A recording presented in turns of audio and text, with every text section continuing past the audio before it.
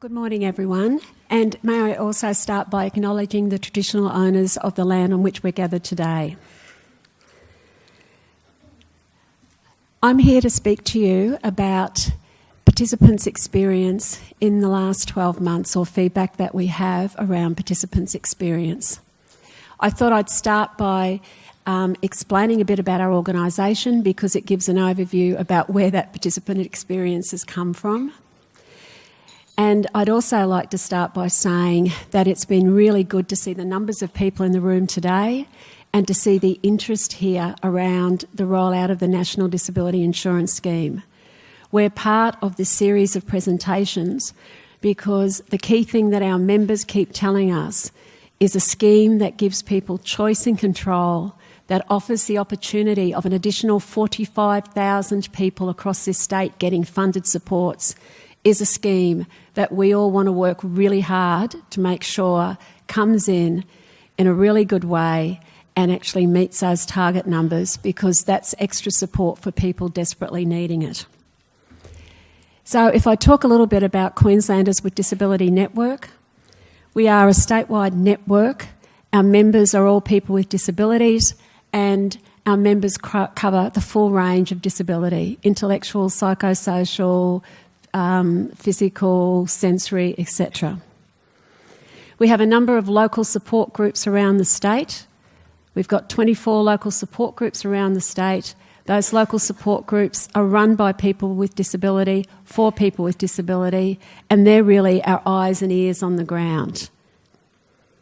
Our mission is around empowering people with disability to be fully included as citizens in the social and economic life of their community. So how do we do that? We provide information and referral support to people with disability, families, organisations, anyone who approaches us. We've very much been in the space of undertaking big picture, systemic advocacy type work around a number of mainstream issues that impact around disability and people having a good life. In the last 12 months, issues like housing, affordable, accessible housing, issues around public transport and the taxi subsidy scheme. And we undertake a range of specific funded projects like NDIS participant readiness, or another one called Bright Sparks, which is around energy saving and working with people with disability about how you might actually save on your power bills. Most of our project work and our work is co-designed and co-delivered by our members, by people with disability. The things that we don't do, we're not a direct service provider, so we don't provide things like accommodation support, day support, or other direct services to people. Now, I said earlier we really wanted to be part of this because we're really in there to make sure that people do get the best deal out of the NDIS and that those extra supports are available. We've been asked, as part of giving this presentation, to provide a high-level overview, and in providing that high-level overview, I suppose I'd just like to say that it's based on the observations of our members' feedback, but it doesn't delve into some specific detail in relation to different disability-specific groups. For example, people with psychosocial disability, people who may have other specific disabilities, who have other things they may want to add to this conversation. And it also touches on issues to do with people from different cultural backgrounds. But there are other people in the room, there are people in this room, there are great service providers, there are advocacy organisations, there are representatives from other participant readiness organisations in this room, and I'm quite sure that they are more than happy to give more detail around particular issues relating to the actual target groups or cultural groups that they're targeting. I would say that the information that we are providing today has been collected by our members and through those local support groups we run across the state. We currently have local support groups in Townsville, Charters Towers, Normanton, Mackay, Gladstone, Toowoomba and Ipswich. And they're many of the areas that have rolled out or are currently rolling out. Those local support groups, a key characteristic that we've been finding across the state as we've formed local support groups, again, they're run by people with disability, for people with disability, any type of disability. One of the interesting things that we've been finding is across all our general groups, about 1/3 to nearly 1/2 of some of our group members are people who have no funded supports. So they're the new newbies, they're the ones that people are looking at the moment. And if you can see the stats that Geraldine's just presented, are part of that lower take-up of the scheme. In getting this information together, we also sought feedback from QTAG members, so there's been some feedback included from our fellow QTAG representatives. So in talking about what we've been hearing, we've been asked to cover 3 key areas: access to the scheme, and then planning, pre-planning, and scheme activation.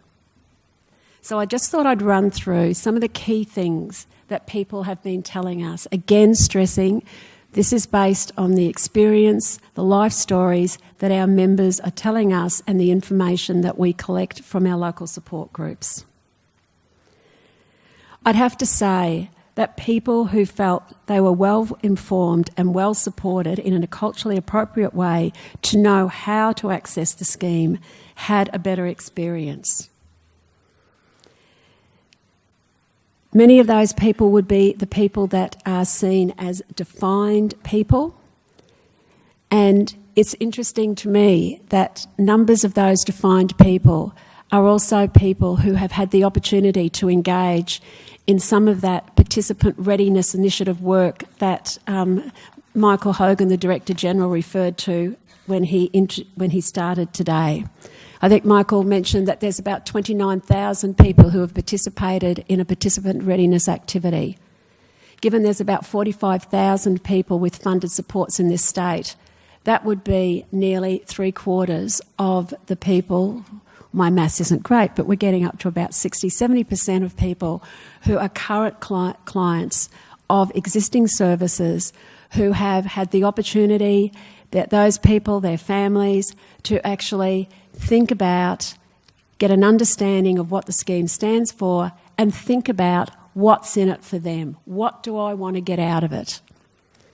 They are people who have also had support by service providers who have assisted in making sure they have the necessary documentation and data. And don't underestimate how important it is to get the right level of documentation and data to get to that point of access to register for the scheme.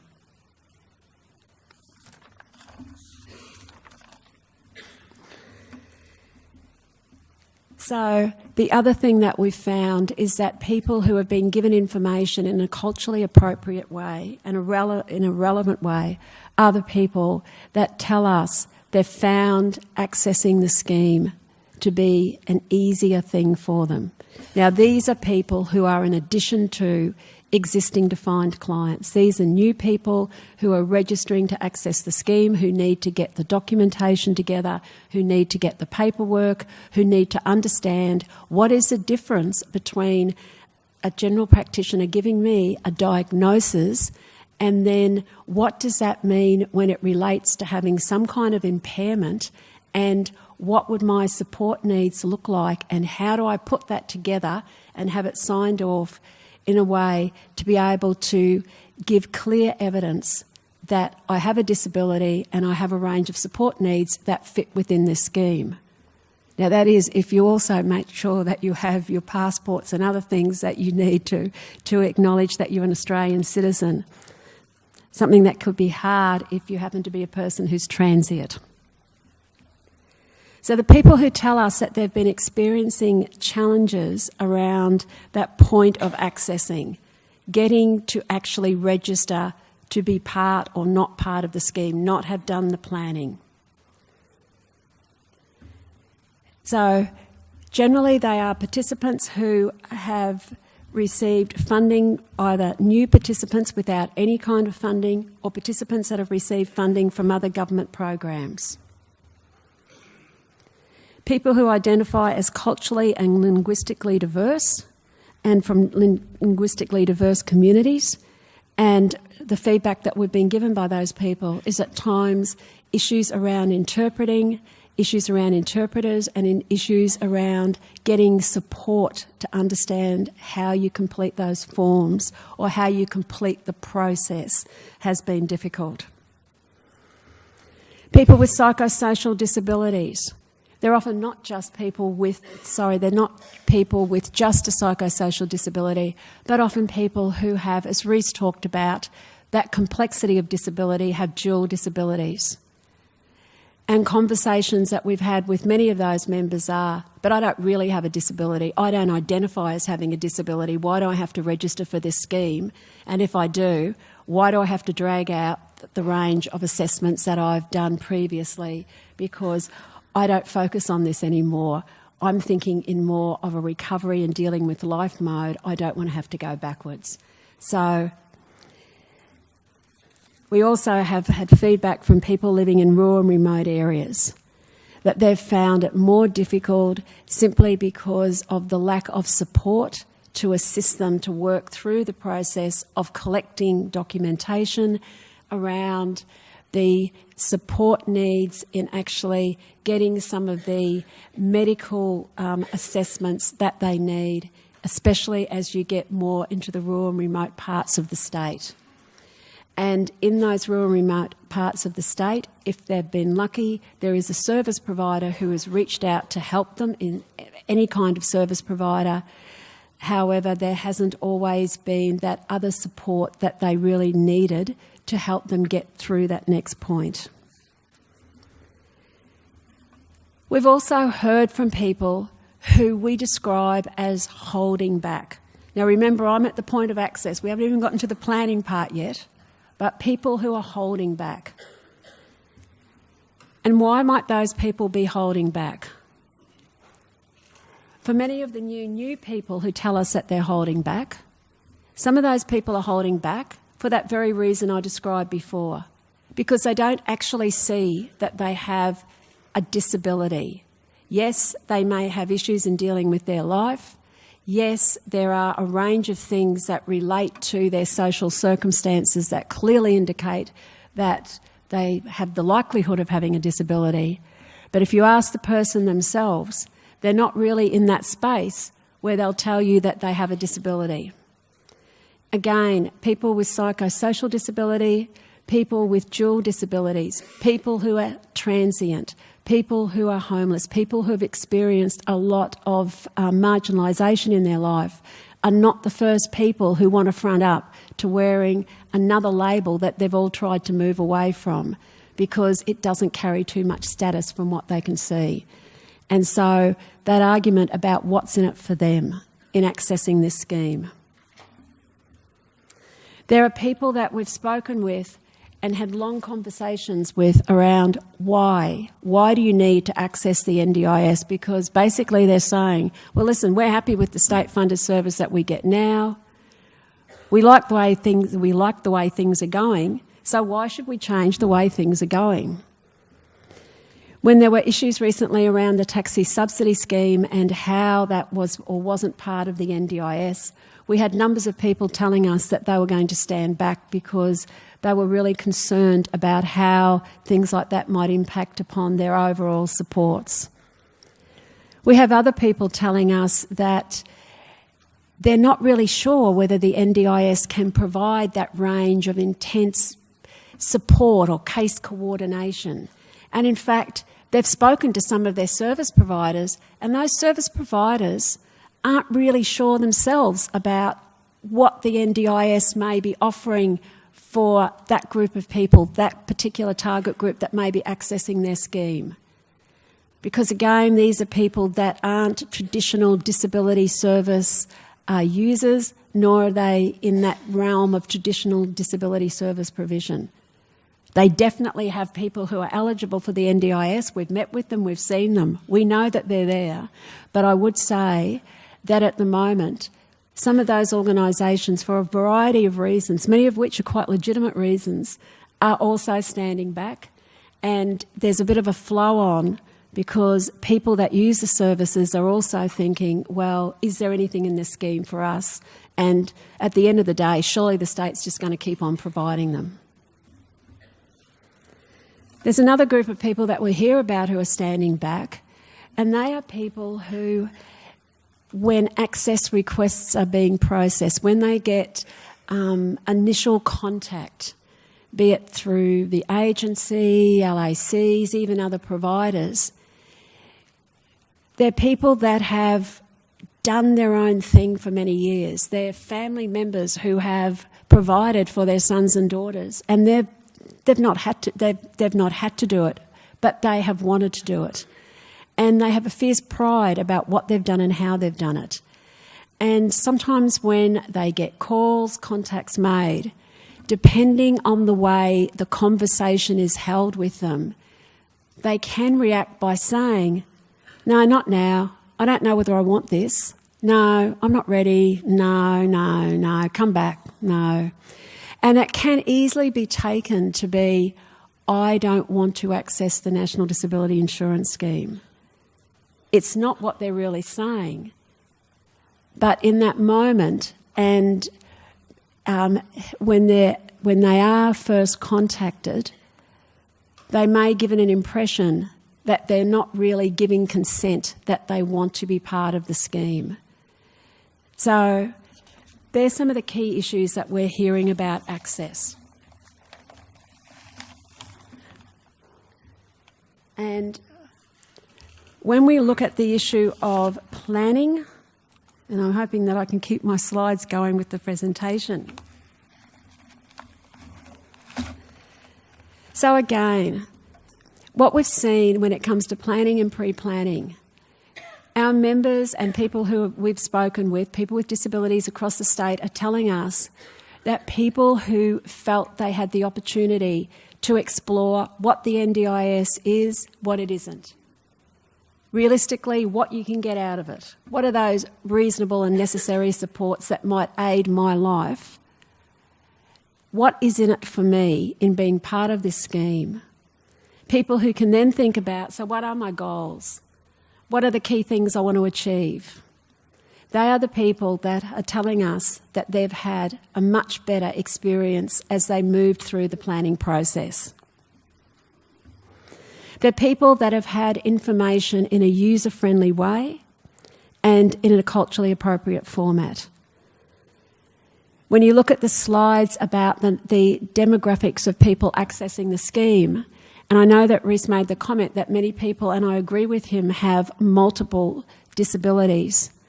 The key groups that still stand out are people with intellectual disability, people with autism. They are people that keep telling us that giving them written letters, giving them information that is in written form that uses complex words, let alone a whole new wave of language about things to do with activation or coordination, local area coordination, you name it, is very confusing, let alone quite difficult, because many of them find reading difficult and have a very base level of reading. So people who have gotten information in a way that suits their communication and learning styles are telling us that they've found that that works really well. It's worked really well in assisting them in that pre-planning process and in that planning process. Can I also say that there are numbers of service providers in the room who I'd have to acknowledge have done a fantastic job in making sure that they have reached out and looked at developing their own information packs around the NDIS pathway, around pre-planning, what you might want to get out of your plan, and have very much looked at making sure that that information is targeted to the needs of their own groups. If you look on the NDIA website, you'll also see that there's a diversity of information there also, presented in a whole range of mediums, be it digital, be it written, be it using symbols. So they're good sources to go to, and definitely look at information that's provided in a user-friendly format. Again, information that's provided in a culturally relevant format. We are really pleased to see the changes that have come in recently, or the recent additions to do with interpreting and translating, and the TIS service that's been set up. And we hope with that there'll be a greater take-up of people from culturally and linguistically diverse backgrounds as the scheme rolls out throughout the state. Equally so, it's been great to see the resources that have been developed for people from Aboriginal and Torres Strait Islander backgrounds. Now, the people that tell us about planning and what hasn't worked so well with their planning, and I'm going to keep this to a high level, but it really comes down to people who felt that they were less prepared and less supported. They were either less prepared because it was just too much. They didn't want to think about it. Then they got the telephone call, and then they're coming to having some kind of planning discussion, and yep, we thought we had a bit more time and we should have thought some things through, and we know we can go back and ask for a review, but everything takes time, effort, and it's tedious.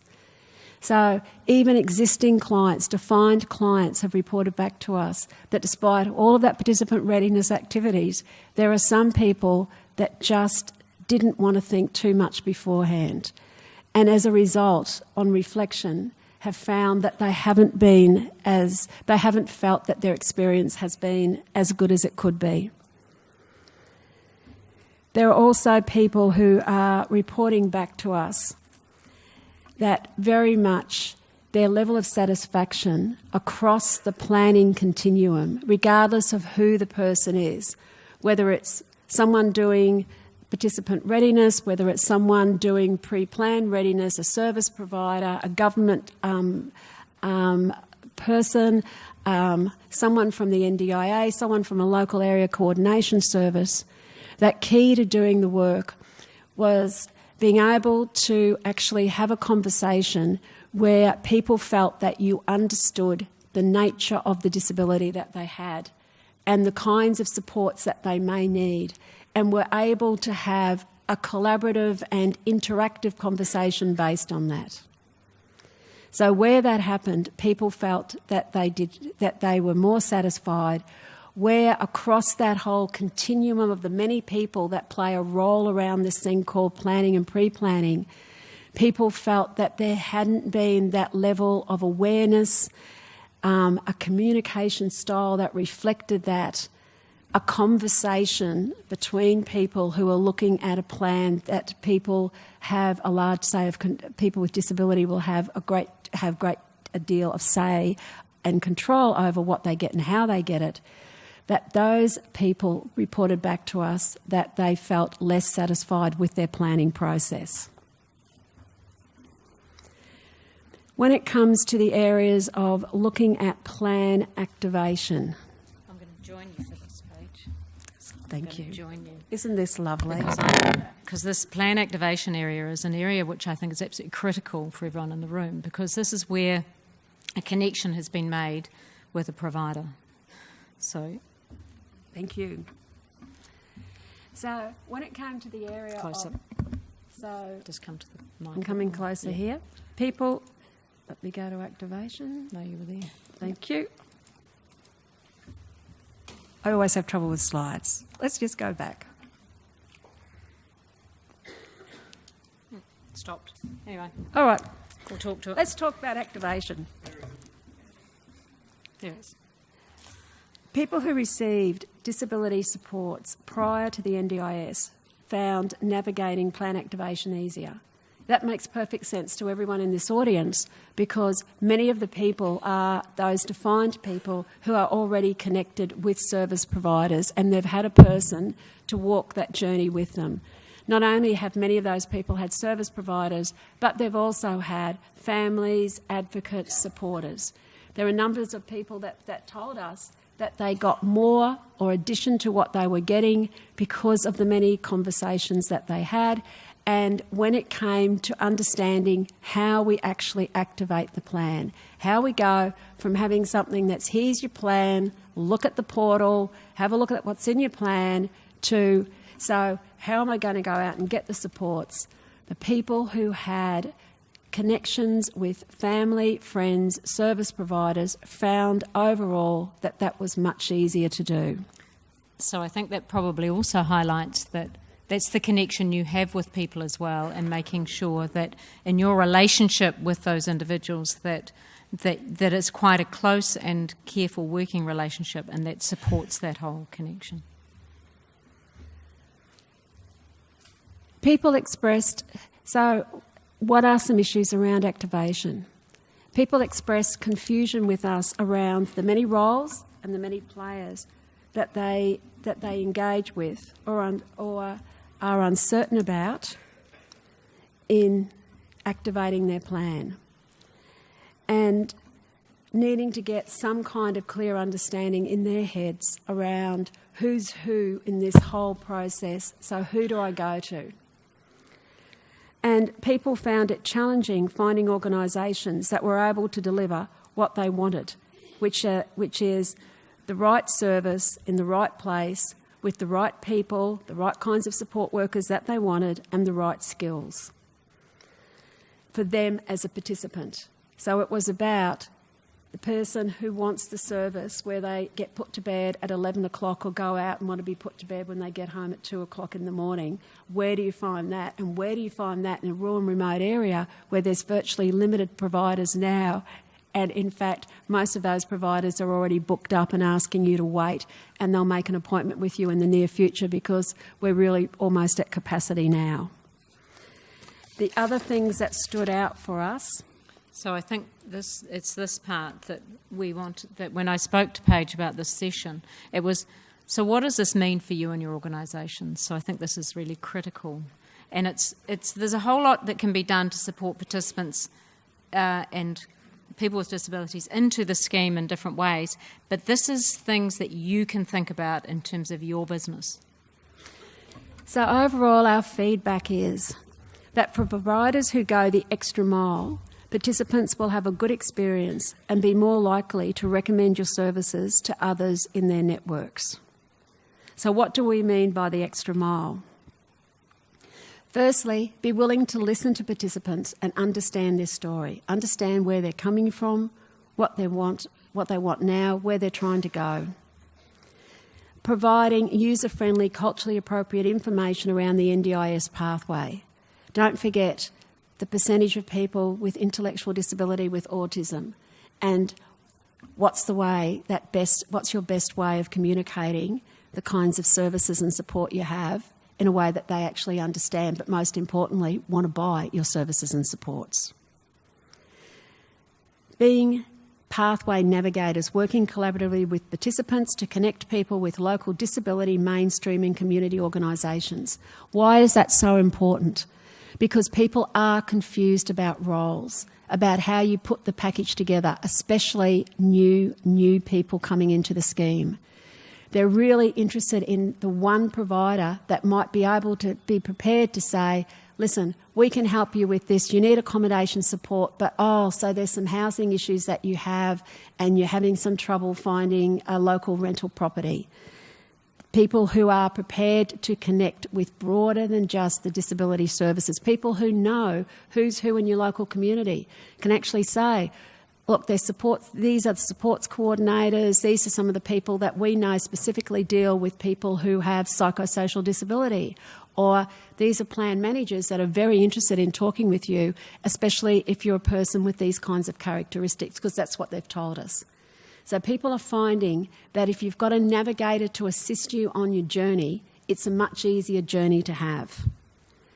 So it's actually being prepared to invest in supporting people throughout the whole process without any guaranteed returns. We will assure you that the people who told us who are most prepared to give positive feedback about service providers and their experiences are the people that have rocked up to providers who don't have funding to assist them to actually go through the access process, but have gone out of their way to give them some information and help them out around it, or have done the same thing with planning, or have done the same thing around activation. It is a cost to providers because, yes, you do not get an upfront fee for doing it. However, our members tell us that the customer goodwill you get out of doing it is well worth thinking about. Do you have capacity to do that little bit of extra investment? And yes, there are local area coordination services on the ground. There is the National Disability Insurance Agency. They are complementary to and key to doing a range of this work. But I would have to say, in areas across the state, our member feedback is at the moment people are still going to local organisations and hoping that they may assist them across the full NDIS pathway. The other things are providing services in a flexible way. I know Reece talked about things to do with trials and short-term contracts, but I suppose our feedback that we're getting from people who are standing back, people who are nervous, people who are anxious, people who are confused about how does this all come together is, if you're asking me to jump in for the long-term front up without giving me an opportunity to at least trial out how things go, you definitely want to make sure, I want to make sure that I've got some out clauses, but I'd feel more comfortable if we're able to do this in some kind of initial way without me having to sign up for life. And lastly, setting realistic expectations with potential and existing clients on what services you do and don't deliver.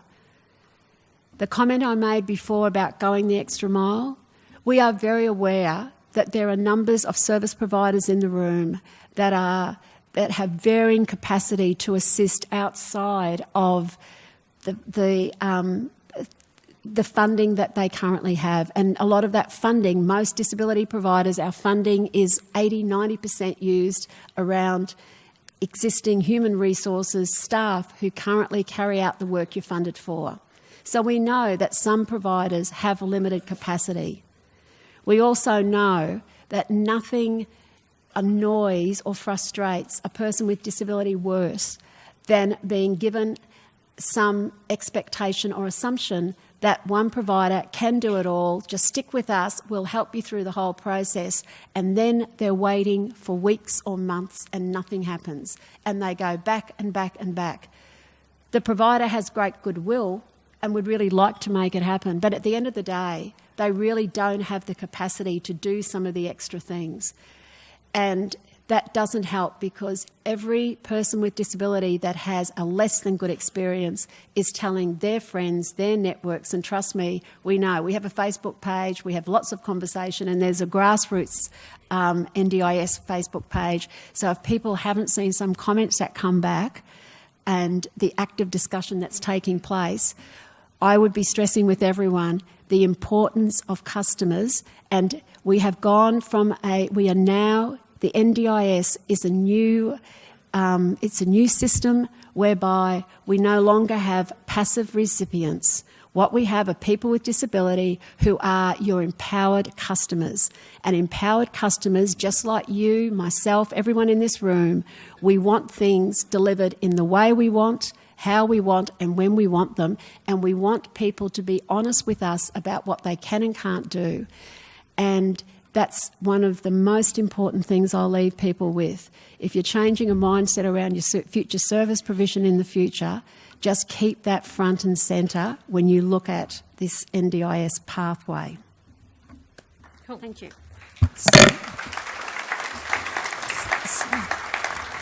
So I think there's a couple of really key things in there, and it does touch on some of what we had in the presentation earlier about some of those trends, and it connects. And I think it'll connect even further when we have the conversation with the providers this afternoon in terms of some of their observations as well. But it is that utilisation is difficult, but I think the key point that you were really highlighting, Paige, is that it is a transition and investment early. It will seem like it's costly to you early, but actually there are wins in the long run. Thank you.